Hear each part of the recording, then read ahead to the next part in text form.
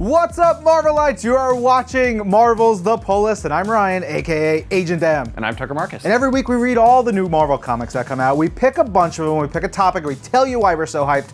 Tucker, what are we talking about? This week we're talking about New Kids on the Block. Do do do do do, boom boom boom. Is that one of their songs? Remember that? I'm too young to understand what you're talking about. Anyway, we have 4 issues with a bunch of new characters. We're starting with a new favorite of mine, which is AERO #1. We've seen AERO a couple different places before, and that specifically applies depending on where in the world you're watching this, because she comes from China, from Shanghai.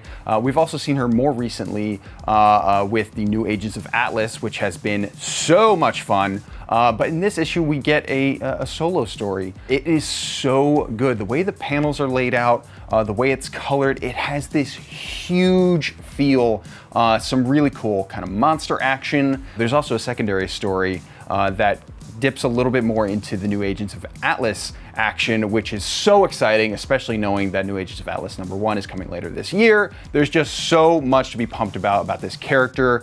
I loved this issue so much. Yeah. My first one to talk about is Secret Warps Annual. It is Soldier Supreme. We're going to be doing a bunch of these Secret Warps Annuals. This one is the first one, and it is loaded with new characters. So if you don't know what the Secret Warps are, they are mashups of characters. It was part of our Infinity Wars event from last year, but it's great. They're in this pocket universe. So you take Soldier Supreme, who is Doctor Strange and Captain America mashed up together. So in this one, we get some really great new warps. US Archmage, who is US Agent, mashed with Kalu. Deathstreak, who is Mystique, and Deathstrike. Red Dormammu, who is terrifying. And my personal favorite, there's a bunch more, but my personal favorite in the issue is Ulysses Klorb, which is Claw, Ulysses Claw, mixed with the Orb, the guy with the big head that Jason Aaron absolutely loves.